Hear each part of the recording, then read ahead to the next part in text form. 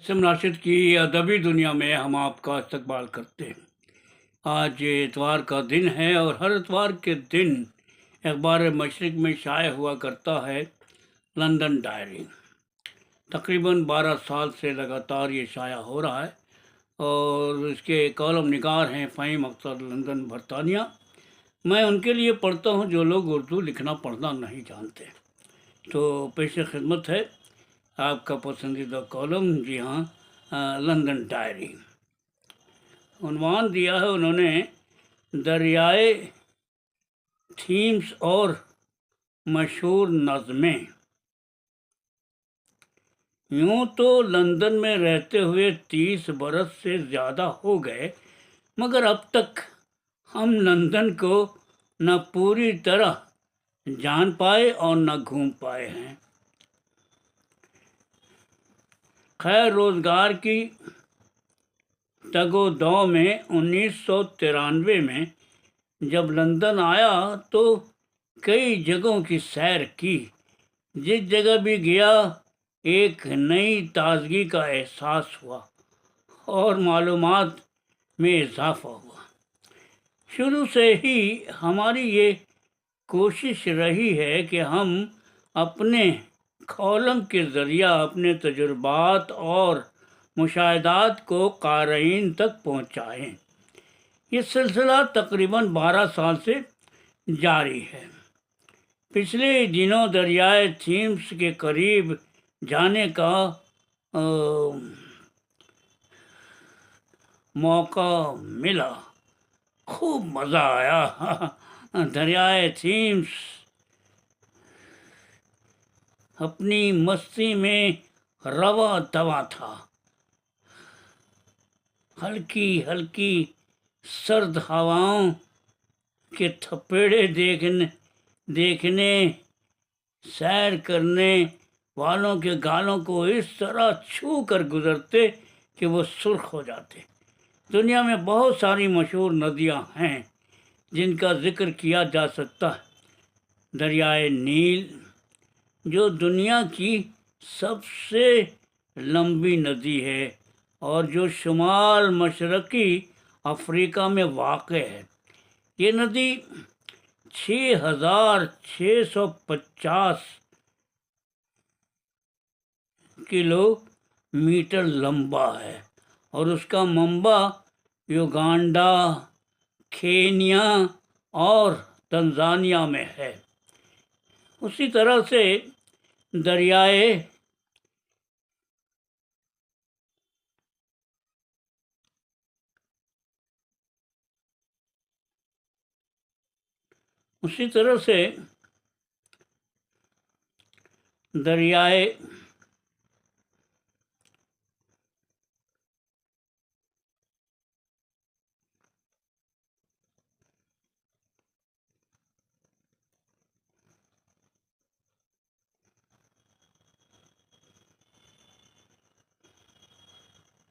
دریائے ایمیزون جنوبی امریکہ کی سب سے بڑی ندی ہے۔ چین کی یانگزے بھی اہم ندی ہے اور امریکہ کی ہسپیسی بھی مشہور ندیوں میں ایک ہے۔ دریائے تھیمس برطانیہ کا ایک مشہور دریا ہے جو انگلینڈ کے جنوبی حصے میں بہتا ہے۔ اس کی لمبائی تقریباً 346 کلومیٹر ہے۔ دریائے تھیمس لندن شہر کے درمیان سے بہتے ہوئے مشرقی سمت کی طرف رخ کرتا ہے اور پھر شمالی سمندر میں جا ملتا ہے۔ دریائے تھیمس کو برطانیہ کی تاریخ اور تہذیب میں بہت اہم مقام حاصل ہے۔ یہ دریا رومی دور سے لے کر موجودہ دور تک اہم رہا ہے۔ دریائے تھیمس پر بہت سارے مشہور پل ہیں جیسے کہ ٹاور برج، لندن برج، ویسٹ منسٹر برج، البرٹ برج، چیلسی برج وغیرہ۔ اس کے علاوہ دریائے تھیمس کے کنارے بہت سی مشہور عمارتیں بھی واقع ہیں، جیسے کہ برطانوی پارلیمنٹ،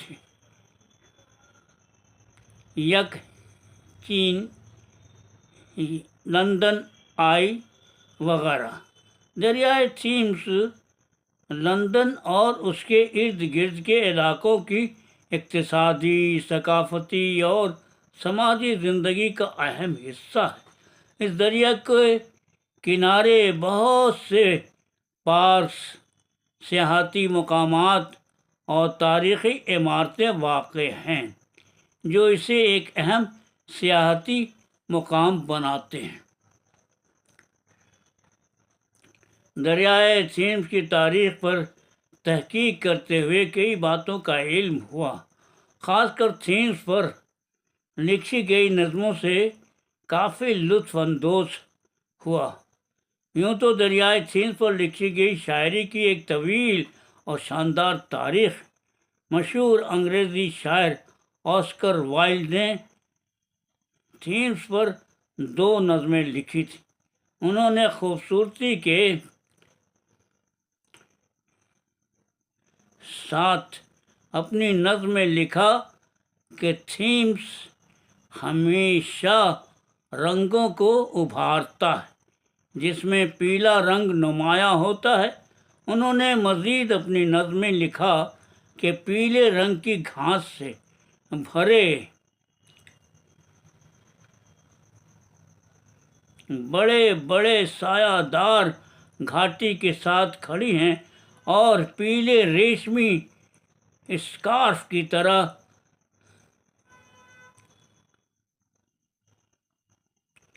کھلی دھند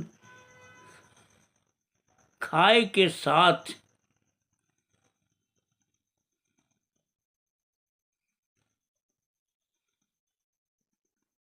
کے ساتھ ملی ہوتی ہے۔ پیلے پتے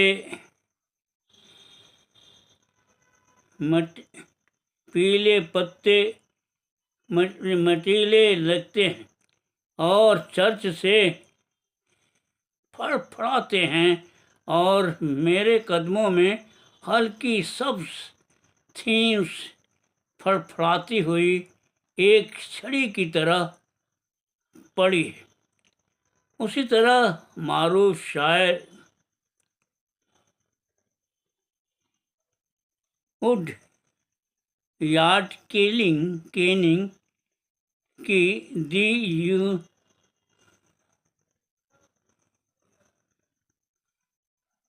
دی ریور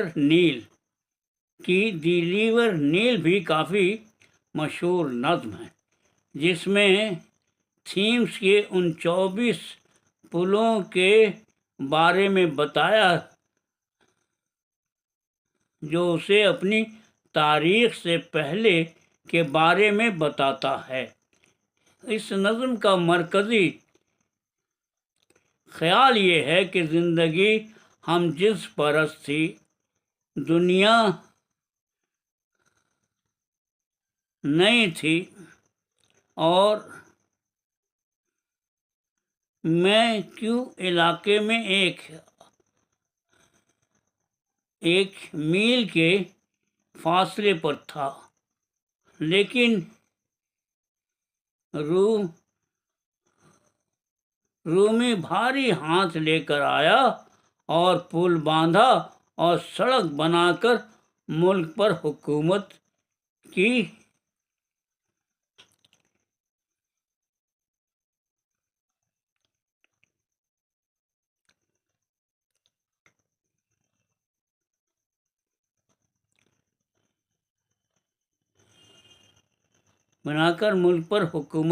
اور رومی چلے گئے اور ڈینز نے پھونک مار دی، اور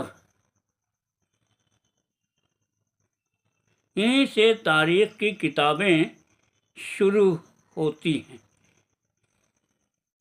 اسی طرح مشہور شاعر الفریڈ نوائس نے رات کے وقت تھیمس کے بارے میں لکھا ہے کہ ایسا لگتا ہے کہ اس کے کناروں کو غریبوں اور بے گھر لوگوں نے گھیر لیا۔ اس کے اندر رنگ اور ہنسی، گرمی اور شراب تھی، اس کے بغیر اندھیرا، بھوک اور کڑی سردی تھی۔ جہاں گیلے پشتوں پر سفید گلاب چمک رہے تھے جو عکس کو سونے جیسا چمکا رہے تھے۔ دریائے تھیمس کے ٹھنڈ کے بارے میں بہت کچھ نہیں لکھا گیا ہے، جبکہ جان گی نے نظمیں کے ٹھنڈ کے بارے میں اسی طرح بیان کیا تھا۔ جب سرد لہر کے ساتھ تھیمس کو تاج پہنایا گیا تو ایسا لگ رہا تھا کہ برفیلے بیڑیوں میں جکڑے ہوئے 3 لمبے چاند تھے۔ پانی والا ساحل کے ساتھ لاوارث فکر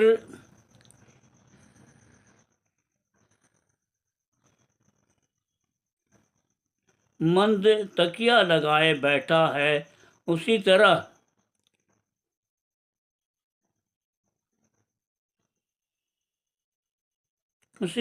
میسی ریس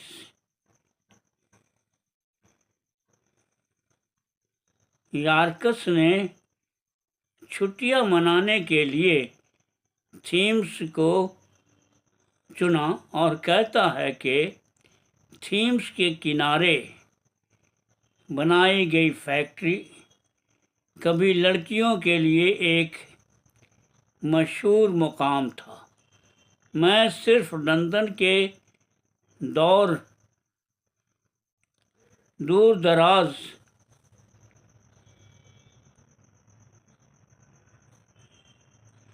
ہیوش ٹاور، ہم اس سائن کا گابان کے ساتھ دوسری کلاس میں جائیں گے۔ دیکھو، ہم دریا کے کنارے بھاگتے ہیں، اس کی چھاتی پر آخری شعاعیں لرزتی ہیں۔ اوہ اوہ، کیا اپریل کی چھٹی ہے اور سب آدھے تاج کے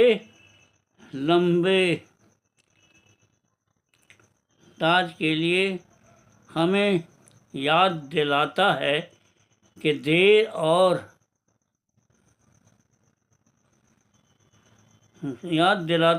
دیر ہو رہی ہے اور ہم شہر سے میلوں دور ہیں۔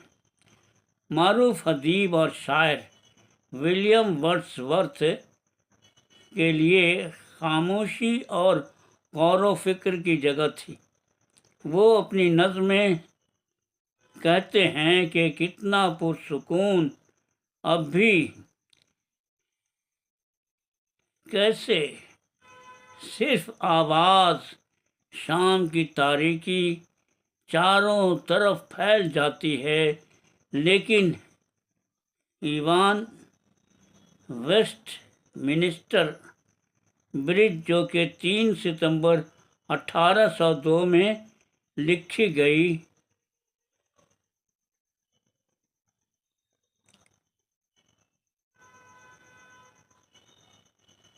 زمین کے پاس اس سے زیادہ متصلانہ دکھانے کے لیے کچھ بھی نہیں ہے۔ کیا وہ روح کا ہوگا جو گزر سکتا ہے؟ اس کی شان میں چھوٹے والا نظارہ، یہ شہر اب لباس کی طرح صبح کی خوبصورتی پہنتا ہے، خاموش، ننگے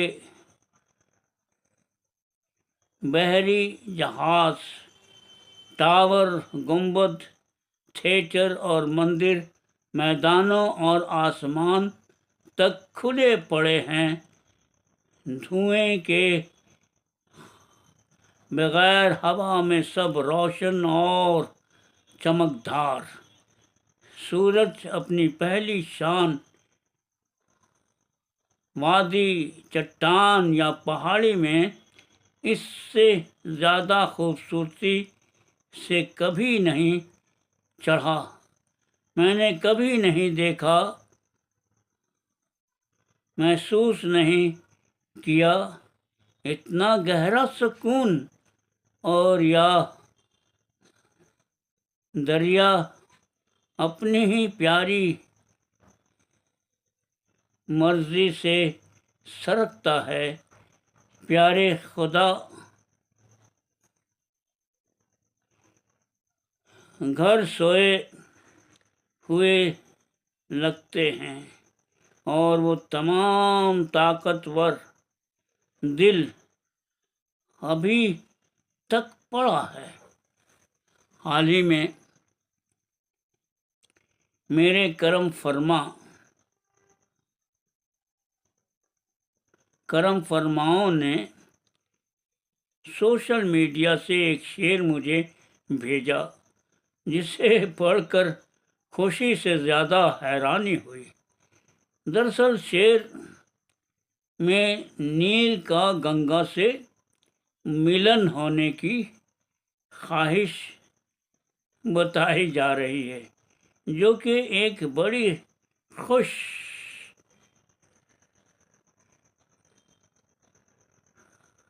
آئین بات ہے۔ یعنی دریائے نیل اگر مذکر ہے تو نیل مرد ہو گیا، اور گنگا ندی مؤنث ہے تو گنگا خاتون ہو گئی۔ دلچسپ بات یہ ہے کہ اس شعر کو لکھنے والی ایک خاتون ہیں۔ اگر لکھنے والی خاتون ہیں اور نیل سے خود کو تشبیہ دے رہی ہیں، تو اب یہ بات سمجھ میں نہیں آ رہی کہ نیل مذکر ہے تو گنگا کو تو یہاں مؤنث ہے، جبکہ شعر میں خاتون نے اپنے محبوب کو مرد کے صورت میں پیش کیا، جس سے یہ گمان ہو رہا ہے کہ کہیں نیل اور گنگا اپنے جسم کو تبدیل کر کے محبت کی ایک نئی روایت کی داغ بیل تو نہیں ڈال رہے۔ آپ کی اطلاع کے لیے دنیا کی 2 ہی ندیاں گنگا اور جمنا ایسی ہیں جو مؤنث ہیں، باقی ندیاں کے تمام دریا مذکر ہیں۔ آج ہم نے دریائے تھیمس اور چند معروف انگریزی نظموں کے حوالے سے مختصر بات لکھ کر اپنے علم میں تو اضافہ کیا، اور ساتھ ساتھ آپ کو بھی اس بات سے آگاہ کیا۔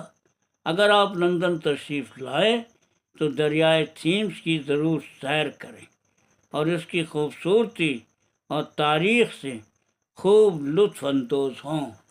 تو دوستو، ابھی آپ اسم راشد کی ادبی دنیا میں، جی ہاں، لندن ڈائری سن رہے تھے، جو اخبار مشرق میں ہر اتوار کے دن شائع ہوا کرتا ہے۔ تقریباً 12 سال سے یہ شائع ہو رہا ہے، جس کے مضمون نگار ہیں جناب کالم نگار ہیں جناب فہیم اختر لندن، برطانیہ۔ تو دوستو، اجازت دیجیے، ہم پھر ملتے ہیں آپ کسی پروگرام میں جس کا نام ہے اسم راشد کی ادبی دنیا۔ اگر آپ کو یہ مضمون پسند آیا ہو تو ضرور سے ضرور لائک کیجیے گا، شیئر کیجیے گا، کمنٹ کیجیے گا۔ تو اجازت دیجیے، ہم پھر ملتے ہیں آپ کسی پروگرام میں جس کا نام ہے اسم راشد کی ادبی دنیا۔ جی ہاں، کلکتے میں اب زبردست ٹھنڈ پڑنی شروع ہو گئی ہے۔ آپ کو میرے ہولیے سے بھی پتہ چل رہا ہوگا کہ مجھے کس قدر ٹھنڈ لگ رہی ہے۔ تو دوستو، اجازت دیجیے، ہم پھر ملتے ہیں آپ کے اسی پروگرام میں جس کا نام ہے احسن راشد کی ادب دنیا۔ اللہ حافظ۔